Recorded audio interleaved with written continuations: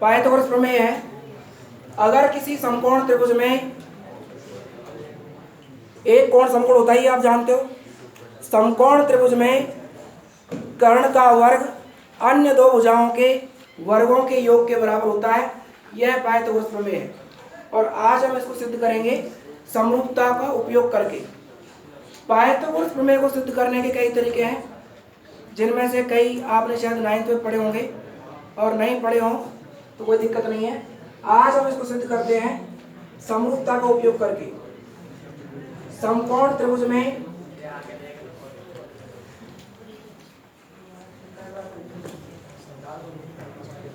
कर्ण का वर्ग अन्य दो भुजाओं के वर्गों के योग के बराबर होता है।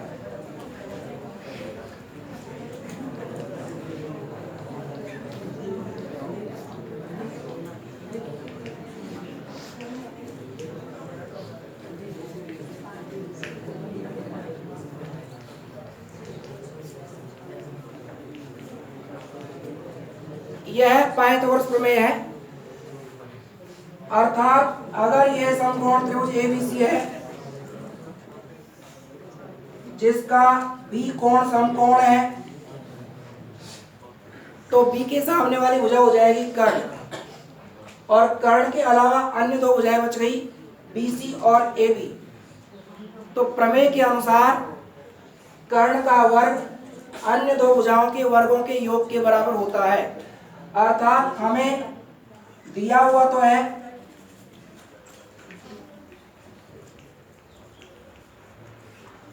दिया गया है त्रिभुज एबीसी में कोण भी समकोण है, अर्थात यह 90 डिग्री का है, तथा सिद्ध करना है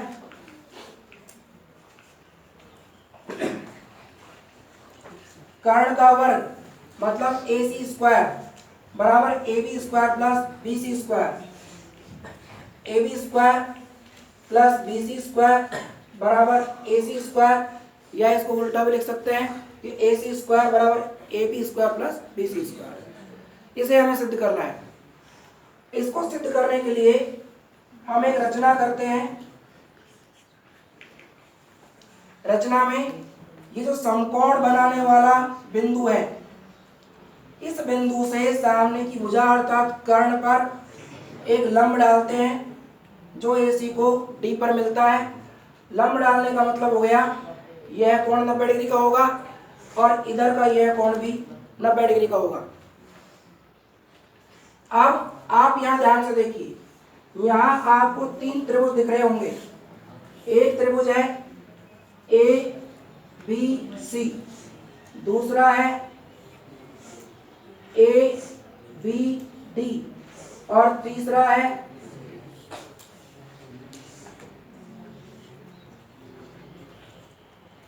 DBC। ये 3 त्रिभुज हैं। अब इन 3 त्रिभुजों की खास बात यह है कि अगर हम इसको और इसको देखें ध्यान से, तो इस त्रिभुज में और इस त्रिभुज में कोण A उभयनिष्ठ है, दोनों में कॉमन एंगल है और समकोण कॉमन होने की वजह से दोनों में बराबर होगा। इसके अलावा इस त्रिभुज में यह कोण 90 डिग्री का है और इस त्रिभुज में यह कोण 90 डिग्री का है। दो कोण बराबर हो गए। दो कोणों के बराबर होने की वजह से ये दोनों त्रिभुज समरूप हो गए समरूप। अब समरूप होने के कारण इनकी भुजाओं का अनुपात क्या होगा? बराबर होगा। इसी प्रकार से यह त्रिभुज और यह त्रिभुज, ये दोनों त्रिभुज, इन दोनों त्रिभुजों में C कोण उभयनिष्ठ हो गया, दोनों में एक जैसा है, समान है, और इसका भी कोण 90 डिग्री का और इसका ये कोण 90 डिग्री का। तो यह त्रिभुज और यह त्रिभुज भी क्या हो गए? समरूप हो गए। अब यहां ध्यान दीजिए कि यह त्रिभुज भी ABC के समरूप है और यह त्रिभुज भी ABC के समरूप है। तो इससे क्या हुआ? ये दोनों भी आपस में क्या हो गए? समरूप हो गए। पहले इतना लिखते हैं, उसके बाद बताते हैं।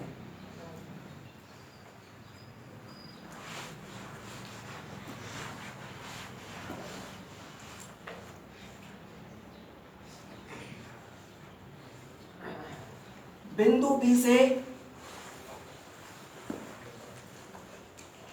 AC पर लंब BD खींचा। अब इसमें देखिए उत्पत्ति त्रिभुज ABC व त्रिभुज ABD में, इन दोनों त्रिभुजों में कोण A बराबर कोण A, ये जो दो त्रिभुज हैं जो ये बताए थे, ये तो ABC है और ये त्रिभुज ABD है। ये दोनों त्रिभुज देखने हैं तो A बराबर A हो गए, दोनों में उभयनिष्ठ है, ये कॉमन हो गया। और ABC त्रिभुज का B कोण और ABD त्रिभुज का D कोण, ये भी दोनों बराबर हैं। यह तो उभयनिष्ठ होने की वजह से और यह समकोण दोनों में है, इसका माप समान है, इसलिए ये बराबर हो गए। दो कोणों के बराबर होने की वजह से एक उप प्रमेय से त्रिभुज ABC समरूप त्रिभुज। अब यहाँ जब आपने एक त्रिभुज का नाम लिख दिया तो दूसरे त्रिभुज का नाम उसी क्रम से लिखेंगे जिस क्रम से इनके कोण बराबर हैं। तो A कोण तो A के बराबर हो गया और B कोण D के बराबर है और C कोण जो होगा, तीसरा कोण जो इसका बच गया ADB, B के बराबर होगा, तो ADB के समरूप हो गया। नंबर 1। अब जब ये दोनों त्रिभुज समरूप हैं तो इनकी भुजाओं का अनुपात भी समान होगा, इसलिए AB बटा AD बराबर BC बटा BD बराबर AC बटा AB। ठीक है।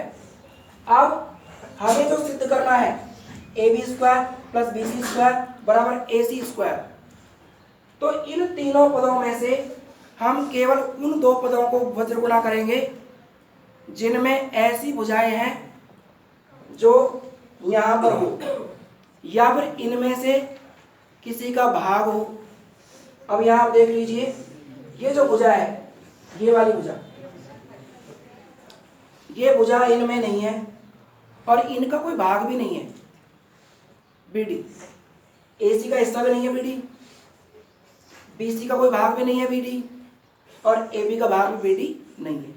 तो इस तीनों में ये जो पद है हम इसको छोड़ देंगे और केवल इन दोनों को हम वज्र गुणा करेंगे और इनके वज्र गुणा करने से हमें प्राप्त होगा AB स्क्वायर बराबर AD इंटू AC। इतना आ गया। अब इसी प्रकार से हम एक बार ये त्रिभुज लेंगे और एक बार इसका जो नीचे का हिस्सा बच गया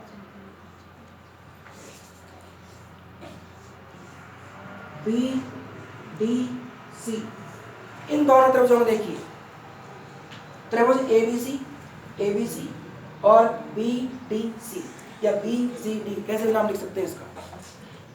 अब त्रिभुज ABC व त्रिभुज BDC में, इन दोनों त्रिभुजों में कौन से कोण बराबर हैं? C कोण C के बराबर और ये B जो 90 डिग्री का है वो D के बराबर, दो कोण बराबर हो गए तो ये भी क्या हो गए? समरूप हो गए। इस बात को लिख देते हैं, कोण C बराबर कोण C, कोण B बराबर कोण D, ABC का B कोण और BDC का D कोण, दो कोण बराबर हो गए। इसलिए एक उप प्रमेय से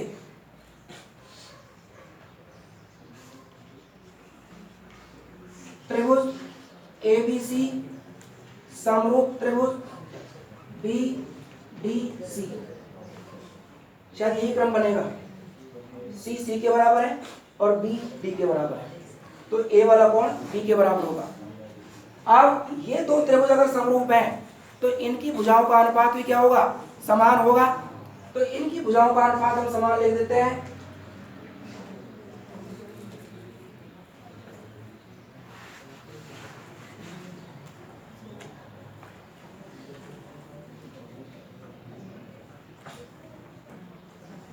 ए बी बटा बी डी,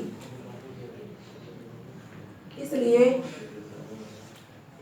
ए बी बटा बी डी बराबर बी सी बटा डी सी, बी सी बटा डी सी बराबर ए सी बटा बी सी, ए सी बटा बी सी। अब यहाँ तीन पद हैं जो बराबर हैं, हमें केवल उन दो को वज्र गुणा करना है जिनमें ये भुजाएं हो या इनका कोई भाग हो। तो यहाँ फिर वही हम छोड़ देंगे जिसमें बी डी आया हुआ है, जो बी डी रेखाखंड जिसमें है उस पद को हम छोड़ देंगे और शेष पदों को वज्र गुणा करेंगे। तो ये बी डी वाला जो पद है इसको हम छोड़ देंगे और यहाँ गुणा करने पर आएगा बी सी square, B C into B सी स्क्वायर हो गया, और डी सी इंटू ए सी, डी सी इंटू ए सी। ये नंबर 2 ठीक। अब हमें जो ज्ञात करना है कि हमें सिद्ध करना है A B square plus B C square का मान ए सी स्क्वायर के बराबर होना चाहिए। तो इनमें से ए बी स्क्वायर का मान ये आ गया और बी सी स्क्वायर का मान ये आ गया। हमें इन दोनों का योग ज्ञात करना है, ए बी स्क्वायर का और बी सी स्क्वायर का। तो उसके लिए आवश्यक है कि हम इन दोनों समीकरणों को जोड़ें, जिससे ए बी स्क्वायर का और बी सी स्क्वायर का योगफल ज्ञात हो जाएगा। तो दो व तीन को जोड़ने पर, 2 व 3 को जोड़ने पर a B square plus B C square बराबर a d into A c plus D C into A c. अब यहां इन दोनों पदों में से ए सी कॉमन आ जाएगा, ए सी। इस ए सी को कॉमन लेने पर अंदर बचेगा A D plus D C, और इस A D plus D C को आप चित्र के अनुसार देखिए, A D plus D C पूरा ए सी हो गया। तो हम उसके स्थान पर ए सी लिख सकते हैं, ए सी इंटू ए सी, जो क्या हो गया, ए सी स्क्वायर हो गया, और इधर A B square plus B C square. तो जो हमें सिद्ध करना था A B square plus B C square बराबर ए सी स्क्वायर, वो सिद्ध हो गया। सवाल है, एक त्रिभुज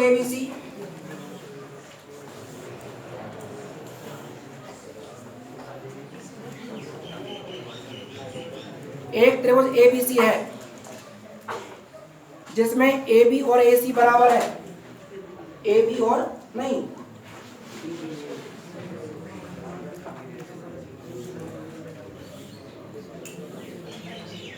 एक त्रिभुज एबीसी जिसमें ए सी और बी सी बराबर है तथा ए बी स्क्वायर बराबर 2ac स्क्वायर है, ए बी स्क्वायर बराबर 2ac स्क्वायर। ये दो बातें इस सवाल में दी हुई है। पहली बात कि AC और BC बराबर है, दिया हुआ है।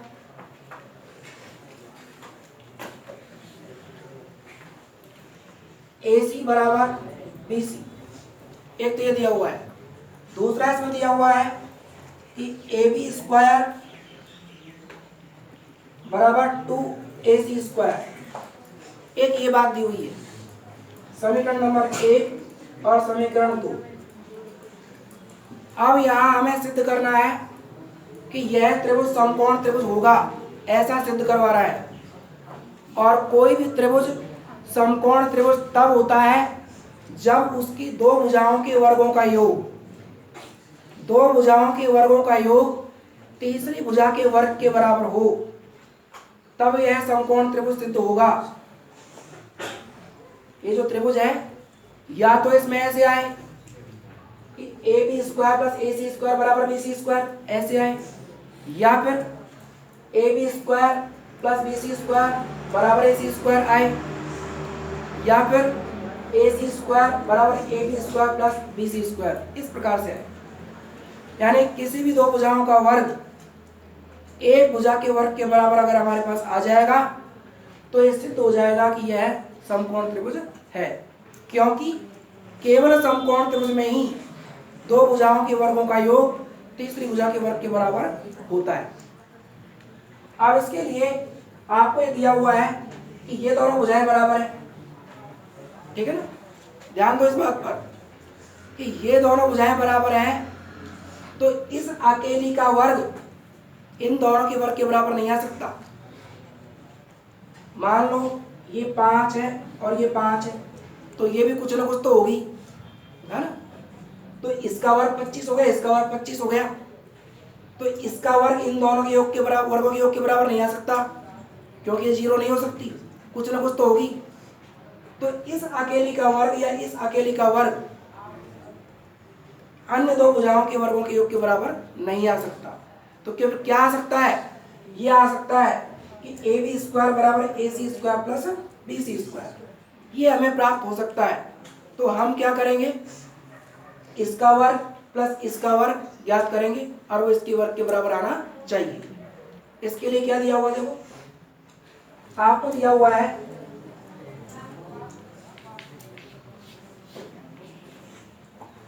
ए बी स्क्वायर बराबर 2ac स्क्वायर, यह सवाल में दिया हुआ है कि इसका वर्ग जो है इसके वर्ग के डबल के बराबर है। तो आप इसको ऐसे भी लिख सकते हैं ac square plus ac square, क्योंकि ये 2ac स्क्वायर, इसको दो बार जोड़कर लिख सकते हो आप। तो यह आ गया ab स्क्वायर बराबर ac square plus ac square, परंतु आपको दिया हुआ है कि AC बराबर क्या है, BC, तो आप एक AC के स्थान पर BC लिख सकते हो। इसलिए समीकरण 3 और 4 से तो यहाँ पे 3 और 4, AB स्क्वायर बराबर AC square plus BC square, इस AC के स्थान पर BC लिख दिया क्योंकि AC BC के बराबर ही है। और अब आप इसको ध्यान से देखिए, इसमें यह लिखा हुआ है कि त्रिभुज ABC की इन दोनों भुजाओं के वर्गों का योग इस अकेली भुजा के वर्ग के बराबर है। इसलिए पाइथागोरस प्रमेय के विलोम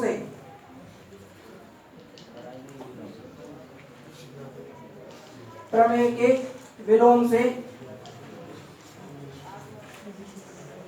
त्रिभुज ABC समकोण त्रिभुज होगा।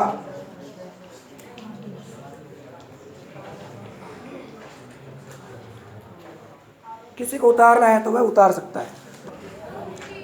सिद्ध करो कि किसी समचतुर्भुज के विकर्णों के वर्गों का योग उसकी भुजाओं के वर्गों के योग के बराबर होता है, या उल्टा बोल दो कि भुजाओं के वर्गों का योग उसके विकर्णों के वर्गों के योग के बराबर होता है। अर्थात अगर यह समचतुर्भुज है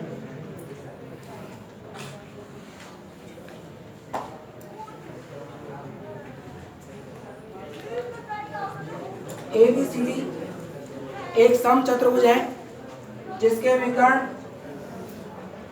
AC और BD है, तो हमें सिद्ध करना है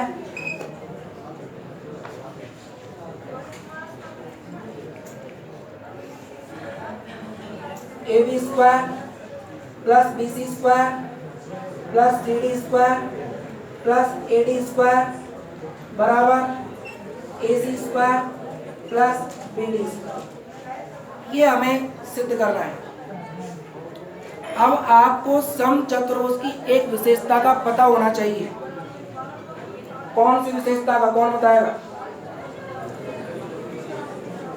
चारों भुजाएं बराबर होती है, वो बात सही है। उसके अलावा बताओ। विकर्ण परस्पर लंब होते हैं। विकर्ण परस्पर लंब होते हैं, बिल्कुल सही है। यानी सम चतुर्भुज के जो विकर्ण होते हैं वो एक दूसरे को समकोण पर समद्विभाजित करते हैं। समद्विभाजित, समान दो भागों में बांटते हैं और उनके बीच का कोण 90 डिग्री होता है। दिया हुआ है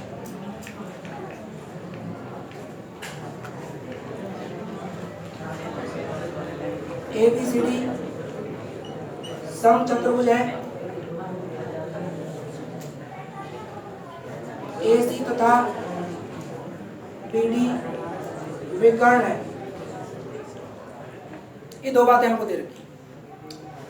अब उत्पत्ति,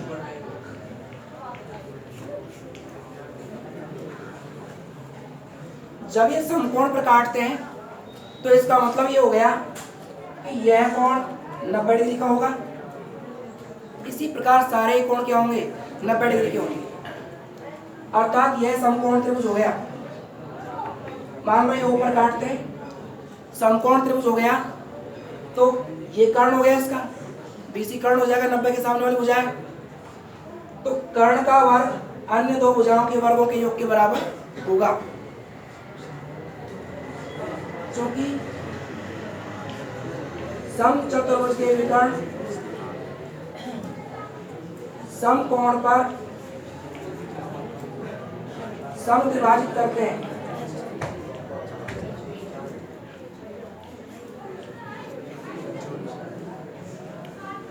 इसलिए त्रिभुज BOC समकोण त्रिभुज होगा।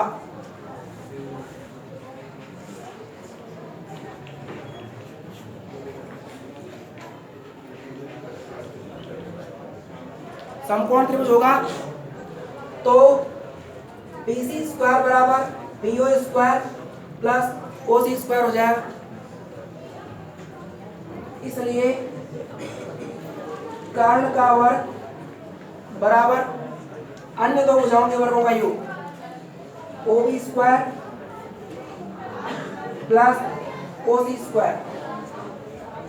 अब यहाँ एक बात ध्यान दीजिए, ये जो विकर्ण है एक दूसरे को मध्य बिंदु पर काटते हैं, यानी कि एक दूसरे को समद्विभाजित करते हैं। इसका मतलब ये हो गया OB BD का आधा हो गया और OC AC का आधा हो गया, क्योंकि BD बराबर OB बराबर BD बटा 2 तथा OC बराबर AC बटा 2। ये हमने क्यों किया? क्योंकि हमें तो ये सिद्ध करना है कि भुजाओं के वर्गों का योग पूरे विकर्णों के वर्गों के योग के बराबर होना चाहिए, जबकि हमारे पास आधे आधे विकर्ण हैं। OB पूरे विकर्ण का आधा भाग है, तो OC पूरे विकर्ण का आधा भाग है, तो इन्हें पूरे विकर्ण के रूप में परिवर्तित कर दो। इसलिए समीकरण 1 और ये 2 1 व 2 से BC स्क्वायर बराबर OB का मान BD बटा 2 स्क्वायर और OC का मान है AC बटा 2 स्क्वायर। BC स्क्वायर बराबर BD स्क्वायर बटा 4 प्लस AC स्क्वायर बटा 4। अब आप चाहे तो 4 को एलसीएम लेकर के बस गुणा कर दो, या इस पूरे समीकरण को 4 से गुणा कर दो, तो यहाँ 4 आ जाएगा और ये 4 कट जाएगा। 4 BC स्क्वायर बराबर BD square plus AC square. अब आप यहाँ ध्यान दीजिए, जो हमें सिद्ध करना है उसका RHS तो आ गया, केवल LHS में हमें चारों भुजाओं के वर्गों का योग चाहिए, जबकि हमारे पास एक ही भुजा का चौगुण आ गया, एक ही भुजा के वर्ग का चौगुना। तो इसे हम ऐसे लिख सकते हैं 4 बार BC square plus BC square plus BC square plus BC square बराबर BD square plus AC square. और अब आपको पता है कि सम चतुर्भुज की चारों भुजाएं बराबर होती है, तो आप इनकी जगह पर जो मर्जी आओ लिख सकते हो इन भुजाओं में से। तो एक बार इसकी जगह लिख दो ए बी स्क्वायर, एक बार ये खुद भी सी स्क्वायर लिख दो, और एक बार बी सी का मान सी डी लिख दो तो सी डी स्क्वायर हो जाएगा, और एक बार इसका मान ए डी स्क्वायर लिख दो, और ये आ गया a C square plus b d square. इसके सामने कारण लिख दो, क्योंकि ए बी बराबर बी सी बराबर सी डी बराबर ए डी, इसलिए हमें ये प्राप्त हुआ।